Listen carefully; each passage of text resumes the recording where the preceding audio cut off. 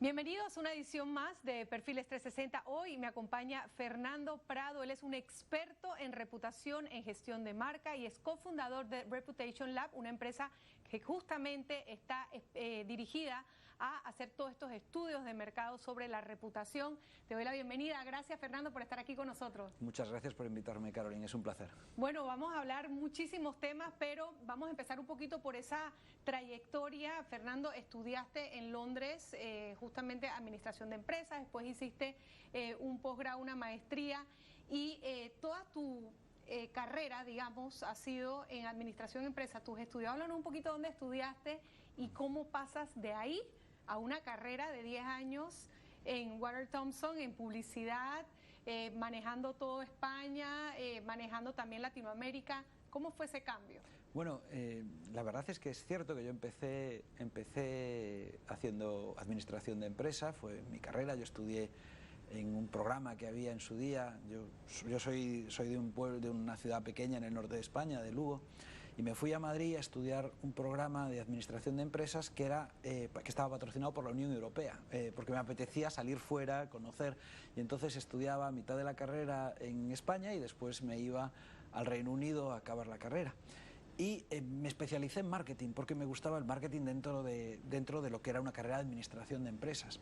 Lo que pasa es que el devenir de mi... Luego, además, es más, me puse a trabajar en el departamento de marketing de una empresa grande, del grupo L'Oréal, y en un determinado momento decidí ampliar mis conocimientos de gestión y me hice una maestría, pero también en administración de empresas. Lo que pasa es que el grupo WPP, que es el mayor grupo del mundo de servicios de marketing, el fundador, el CEO en aquel momento, el señor Martín Sorrell, él es un MBA de Harvard y decidió que él necesitaba en los puestos de liderazgo de su grupo tener perfiles parecidos a los profesionales pues, que se van a la banca de inversión, que se van a las grandes consultoras, con un perfil más de empresa, más de gestión. Y entonces decidió montar un programa que cada 3 años, que cada año fichaba a 3 o 4 personas entre las principales escuelas de negocios, ¿no? Entonces en Estados Unidos fichaba en Harvard, en Kellogg, en Columbia, y en Europa era en la London Business School, en INSEAD y en el IES, que fue donde hice yo mi maestría. Entonces, bueno, pues tuve la suerte que me ofrecieron ese trabajo. O sea que de corporativo, que te veías administración de empresas, quedas con marcas, publicidad, totalmente. Correteando al diseñador, haciendo campaña. Así fue. Cuéntanos esa experiencia, porque creo que llegaste a manejar toda España en la gestión de planificación y después también a expandir un poco hacia Latinoamérica. Claro, vamos a ver, yo cuando entré en WPP, lo que hice fue 3 años rotando por empresas del grupo, ¿no? Entonces primero estuve en Madrid, después me fui a Nueva York, donde estuve haciendo planificación estratégica de las campañas, posicionamiento, después me fui a Chicago, donde me dediqué a coordinar un estudio global sobre brand equity, fortaleza de marcas, que se llama el Brand Z. Después de esos 3 años, pues el que era el CEO en aquel momento de Walter Thompson decide que necesitaba trabajar dentro de su modelo de negocio. Hacía muchísimo posicionamiento de marcas con la metodología que tenía entonces la agencia de publicidad Walter Thompson, que era el Total Branding. Allí nació el planning, fue una de las 2 agencias en que en el Reino Unido a finales de los 60 nació la planificación estratégica de la publicidad. Y entonces, es ahí cuando sale Cantia, ¿no? Claro, entonces me pide montar una unidad de negocio para vender, para comercializar la parte estratégica que normalmente las agencias de publicidad le regalaban a los clientes, ¿no? Le vendían la campaña y todo lo que era el posicionamiento, los trabajos de investigación, etcétera, era como algo que se le daba de por sí. Entonces, en ese momento me cambio dentro de lo que es el grupo, manteniéndome dentro del grupo, dejo mis rotaciones internacionales, me vuelvo a Madrid y tenía 2 sombreros. Por un lado era el director de planificación estratégica de Walter Thompson, o sea, el responsable de la estrategia detrás de los anuncios, y por otro lado era el director general de la unidad de consultoría que creamos en aquel momento, que se llamaba Cantia. Y ahí empezamos a hacer sobre todo posicionamiento de marcas, a veces hacíamos de marcas de producto, pero yo me especialicé mucho en marcas corporativas, en las marcas de las empresas. Y en ese posicionamiento y en ese acompañamiento con todas las empresas se unen a un unos expertos en lo que es reputación de marca, porque era justamente hacia donde estaban apuntando mucho, ¿no? Claro, a mí, vamos a ver, en ese devenir como consultor de marcas, como decía, empecé haciendo marcas de producto, pero me tocó hacer muchas marcas corporativas, o sea, trabajar en ayudar a posicionar grandes empresas. ¿Cómo cuáles? Cuéntanos algunas. No sé, pues trabajé pues para muchas empresas de todos los sectores, del sector de banca, de telecomunicaciones, de servicios, de turismo, de transportes, pues no sé, pues por ejemplo, y ya para ligarlo con reputación, yo había hecho los posicionamientos, el trabajo de posicionamiento de marca, por ejemplo, para BBVA, el banco sí, grande, ¿no? Aquello que decían en el adelante, esto para Telefónica, la empresa el operador de telecomunicaciones, y los clientes de BBVA y Telefónica, dos de mis mayores clientes en aquel momento, decían, pero Fernando, necesitamos que nos ayudes en un tema que para nosotros es importante, que no tenemos una metodología clara para gestionar lo que es el tema de reputación corporativa. Entonces yo, desde ese trabajo de consultor de marcas corporativas, me puse en contacto con el que entonces era el gurú internacional, el experto, el académico que más sabía sobre reputación, que era el profesor Fombrun, que acababa de montar una institución que se llama el Reputation Institute. Esto que lo había hecho, pues entre él es haitiano, pero de origen, pero se había establecido en Estados Unidos, y esta institución tenía una sede en Copenhague, en aquel momento en Dinamarca.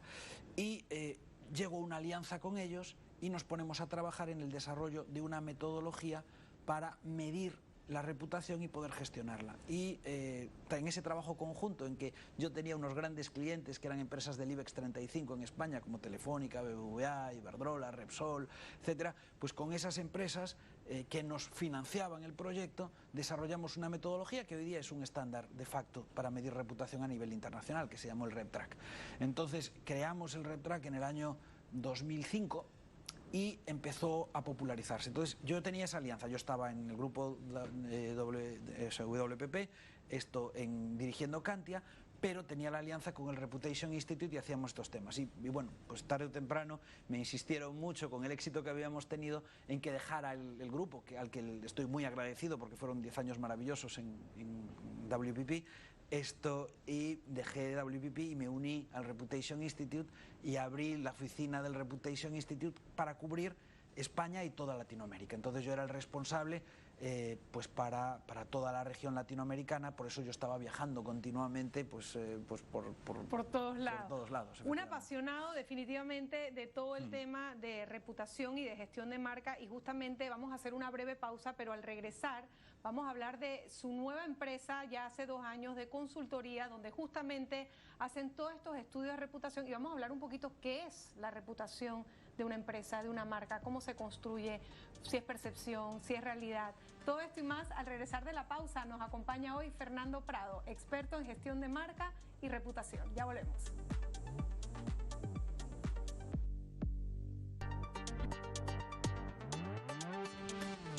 Estamos de regreso aquí en Perfiles 360, hoy con Fernando Prado, un experto en reputación con una larga trayectoria, y vamos a conversar porque después de toda tu trayectoria, de lo que has aprendido en temas de reputación, has abierto tu propia empresa, cofundador del Reputation Lab, justamente para hacer esta agencia boutique que hace trajes a la medida en cuanto a reputación de clientes.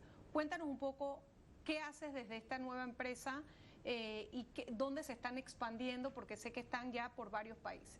Bueno, Reputation Lab somos una consultora que hemos montado pues, profesionales que llevamos mucho tiempo trabajando en los temas de marca y reputación.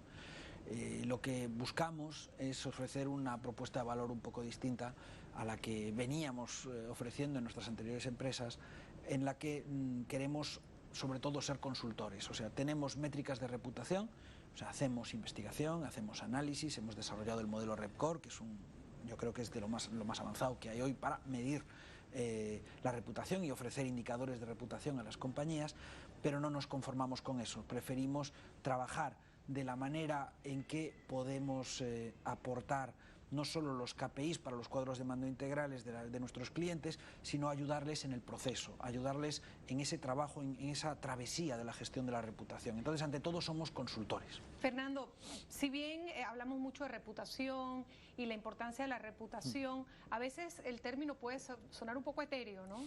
Hay que tener buena reputación. ¿Por qué una empresa que financieramente esté sana, por ejemplo, debería de ponerle atención a la reputación? ¿Por qué le debería preocupar? Cuando hablamos de reputación, hablamos de los sentimientos que las propias percepciones que tienen nuestros grupos de interés sobre las compañías o sobre las instituciones o incluso sobre los países, esos sentimientos construyen al final actitudes positivas o negativas hacia ellas, que se traducen en comportamientos. Entonces, cuando hablamos de reputación, hablamos de admiración, respeto, confianza.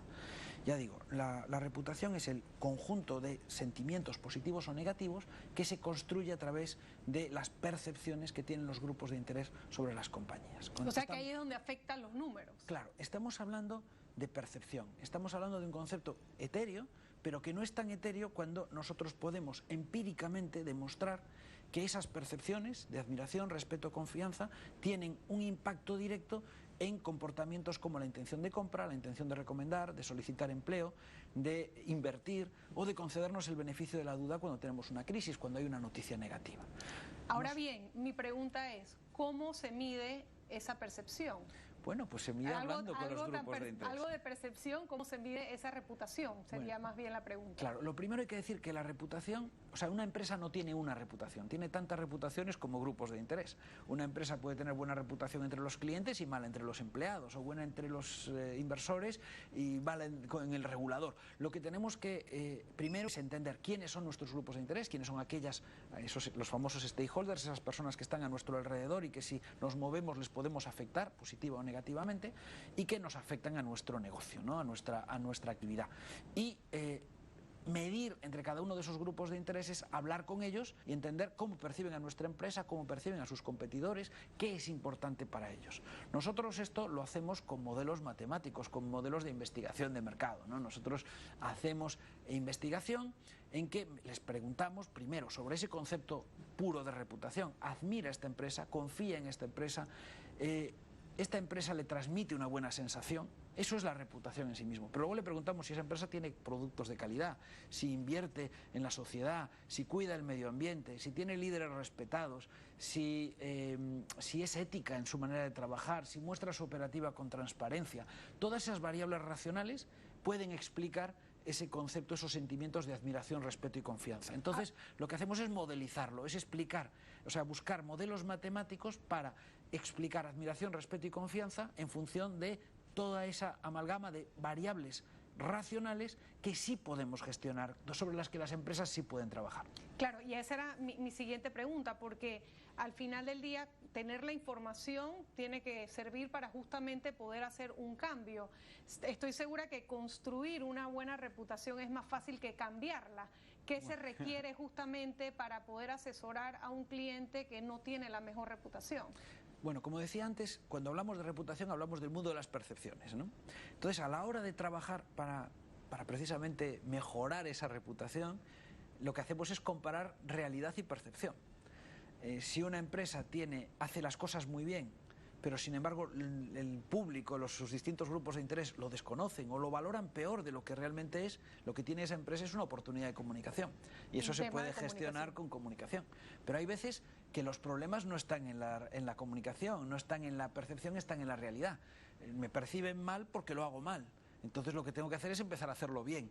Entonces lo que nosotros hacemos a la hora de ayudar a las compañías a gestionar su reputación es primero medir, entender cómo es la percepción, es buena o es mala y por qué. Entonces, ¿qué variables son las fortalezas de esa empresa? ¿Qué variables son las debilidades? ¿Esa empresa está bien percibida en temas de sostenibilidad? ¿Está bien percibida en temas de calidad de producto, en temas de servicio? ¿O está mal percibida? Y luego, ¿cómo de importante es cada una de esas variables? Dependiendo del grupo de interés, y eso es algo que sacamos de nuestros modelos, unas variables son más importantes que otras. Entonces, lo que nosotros primero ayudamos a las compañías es a definir el planteamiento estratégico. ¿En qué variables se tienen que enfocar porque son más importantes o porque tienen mayor problema? Y después comparar en esas variables donde nos tenemos que enfocar, ¿es porque lo hacemos mal y tenemos que trabajar en planes internos de mejora, o es porque no sabemos comunicar lo que hemos hecho bien y lo que necesitamos es desarrollar planes de comunicación para transmitirlo a nuestros grupos de interés? Y de esa manera construimos los planes de gestión de reputación. Bueno, y es como veo, es un programa 360 porque tiene que abarcar, como bien dices, la percepción es en muchos grupos y en muchos sectores, así que totalmente. Es un 360. Bueno, vamos a hacer una pequeña pausa, Fernando. Al regresar vamos a conversar sobre justamente un estudio que ya tienen sobre 3 grupos de 3 sectores de Panamá, a ver cómo salieron, y también, ¿por qué no? Quiero preguntarle qué opina sobre la reputación de nuestra marca país, Panamá. Eso será al volver hoy con Fernando Prado. Ya regresamos.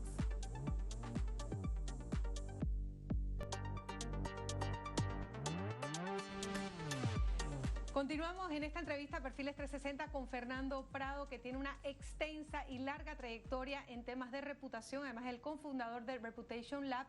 Y antes de hablar de los resultados de ese estudio que ya tienen de 3 sectores aquí en Panamá, Redford, vamos a hablar un poquito de cuál es esa percepción o esa reputación que tiene Panamá, o cuál es tu opinión sobre nuestra marca país.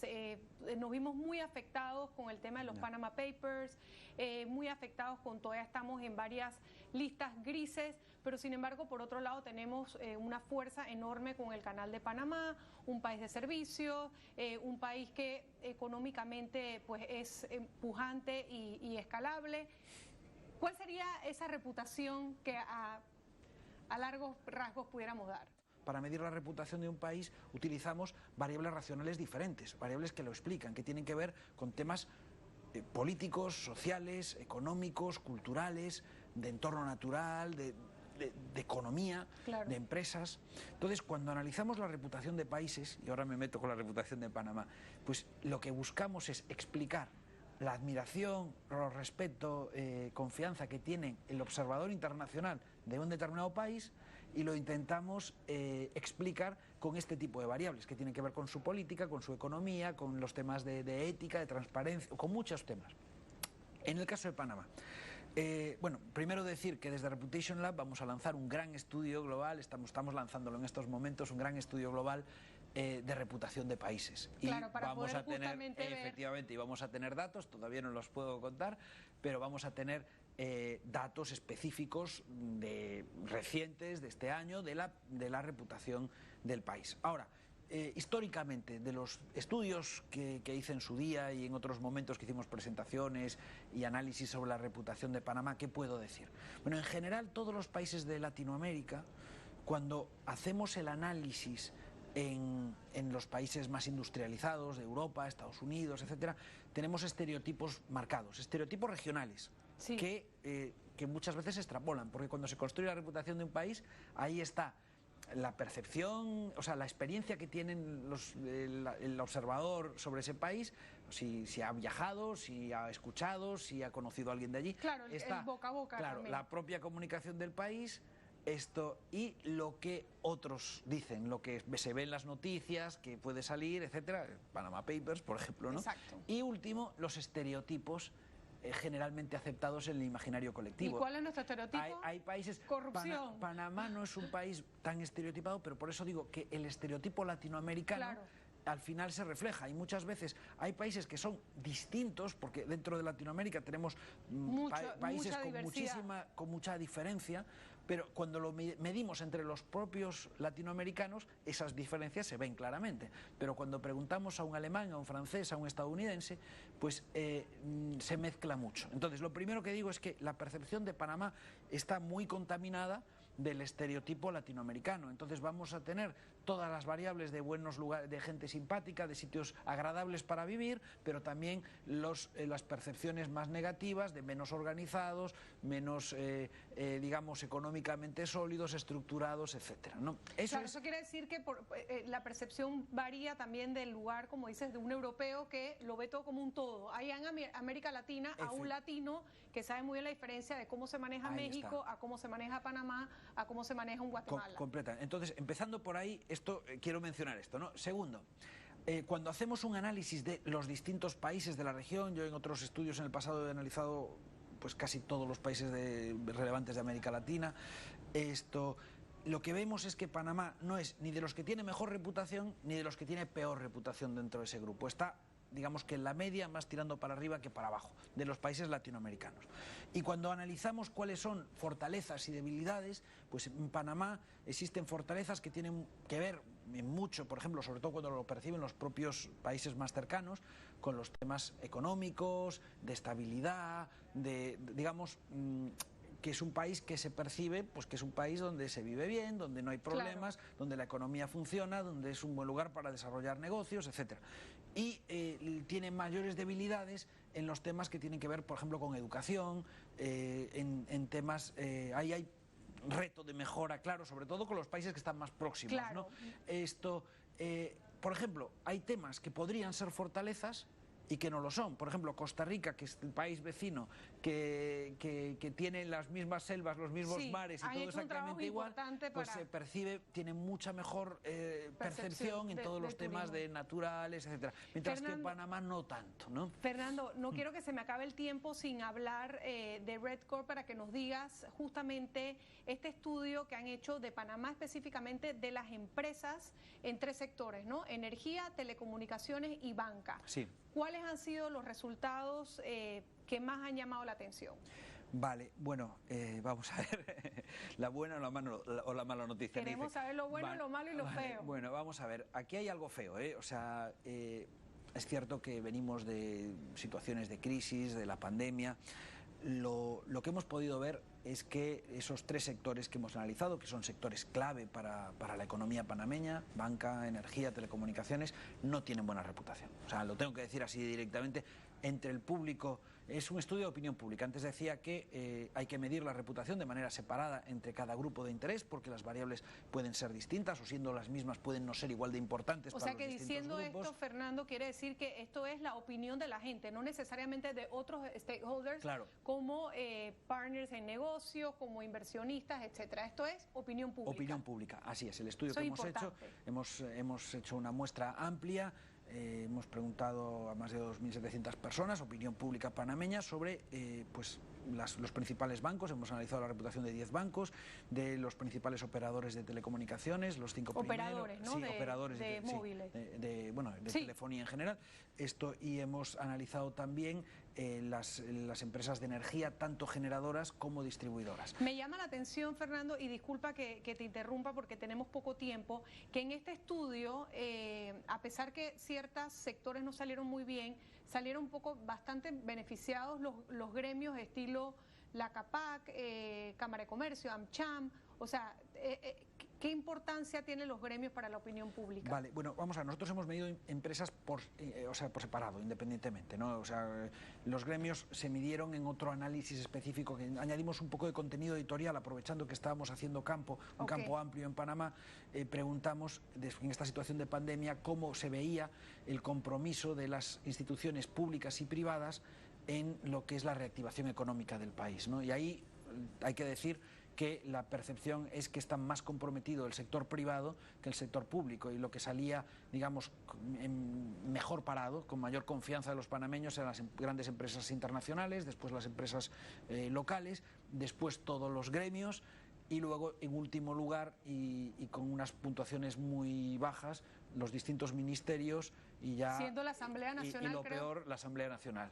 La Asamblea Nacional tiene la valoración más baja como compromiso con la reactivación del país, ¿no? Pero volviendo un poco a lo que era la reputación de las empresas, ¿no? De los 3 sectores, ¿no? Que era el tema del estudio, lo que pudimos ver es que, vamos a ver, no todas las empresas salen igual, pero son 3 sectores que tienen una reputación, en el caso de banca, débil, en el caso ya de energía y de telecomunicaciones, pobre, o sea, indicadores bajos. En general, en otros países sucede lo mismo. Tengo que decir que sí, o sea, no son sectores, digamos, simpáticos para la población en general. Son sectores de servicios y las personas ofrecemos los servicios y a veces nos equivocamos y no hacemos las cosas tan bien, y los sectores de servicios suelen estar más penalizados en reputación. Ahora, hay que decir que con respecto a la última edición de este estudio que habíamos hecho hace poco más de un año, los 3 sectores han caído mucho, o sea, sobre todo el de banca, han caído en reputación. y los indicadores que vemos en energía y telecomunicaciones son realmente bajos, más bajos que en otros países. O sea, y por ejemplo, si analizamos el caso de energía, sobre todo las distribuidoras, las que tienen mayor conocimiento que las generadoras, que tienen menor conocimiento, pero mucho peor reputación. O sea, ahí se ve que hay temas de cuidado al cliente, etcétera, importantes. Las empresas de telecomunicaciones, en general, hay diferencias grandes entre ellas, pero están en niveles de reputación débiles. En los bancos sí que vemos una mayor distribución, o sea, hay bancos con muy buena reputación y bancos con muy mala reputación dentro del mismo sector, ¿no? Pero como media es una reputación débil. O sea, eso es lo que puedo decir. Luego puedo entrar en ¿y por qué? Pues sí, tenemos todas las variables racionales para explicar de qué se trata en cada caso.